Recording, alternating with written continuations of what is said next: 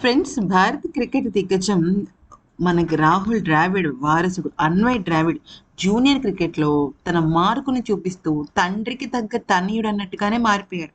Sri Lanka under 19 జట్టుతో జరిగిన రెండో అన్అఫీషియల్ వన్డే మ్యాచ్లో భారత అండర్ 19 జట్టు 285 పరుగుల మంచి స్కోర్ సాధించింది. ఈ మ్యాచ్లో రాహుల్ ద్రావిడ్ కుమారుడు అన్వయ్ ద్రావిడ్ ఆడిన బాధ్యతాయుతమైన ఇన్నింగ్స్ జట్టుకు కొండంత అండగా నిలిచింది.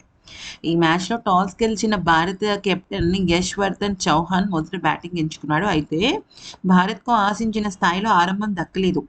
కెప్టెన్ యశ్వర్ధన్ కేవలం 6 పరుగులు, మరో ఓపెనర్ సాగర్ 4 పరుగులకు అవుట్ అవ్వడంతో భారత్ చాలా కష్టాల్లో పడింది. ఆ సమయంలో 81 పరుగులకి 4 వికెట్లు కోల్పోయిన దశలో చాలా తీవ్రమైన ఒత్తిడిలో ఉన్న సమయంలో రాహుల్ ద్రావిడ్ అభిమానులందరూ కూడా ఎంతో ఇష్టపడే అన్వయ్ ద్రావిడ్ మరోసారి తన తండ్రిని గుర్తు చేసేలాగా చేశాడు. గతంలో ఎన్నోసార్లు ద్రావిడ్ జట్టును కష్టాల నుంచి ఒడ్డున పడేసినట్లే అన్వయ్ కూడా క్రీజ్లో పాతుకుపోయాడు. అతను 5వ వికెట్కు అర్జున్ రాజ్పుత్తో కలిసి లంక బౌలర్లను చాలా అద్భుతంగా ఎదుర్కొన్నాడు.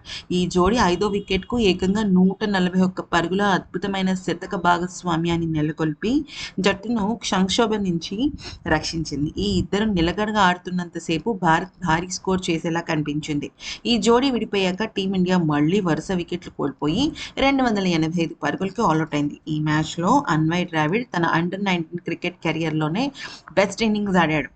కేవలం 67 బంతుల్లో ఎదుర్కొన్న అతను 9 ఫోర్లు, 1 సిక్సర్ సహాయంతో 87 పరుగులు చేసి జట్టులో ఉన్న టాప్ స్కోరర్గా నిలిచాడు. ఇటు అతనికి చక్కని సహకారం అందించిన రాజ్పుత్ కూడా 81 పరుగులు చేశాడు. భారత్ వైపు నుంచి ఈ మ్యాచ్లో నమోదైన అత్యధిక స్కోర్ అన్వయ్ది కావడం విశేషం. అయితే జట్టును మంచి పొజిషన్లో నిలబెట్టిన అన్వయ్ దురదృష్టవశాత్తు సెంచరీ మార్కును మిస్ అయ్యాడు. ఇన్నింగ్స్ 4వ ఓవర్లో శ్రీలంక బౌలర్ మెండిస్ వేసిన అద్భుతమైన బంతికి అతను బౌల్డ్ అయ్యాడనమాట. అది విషయం. ఈ వీడియో కనుక నచ్చితే లైక్ చేసి సబ్స్క్రైబ్.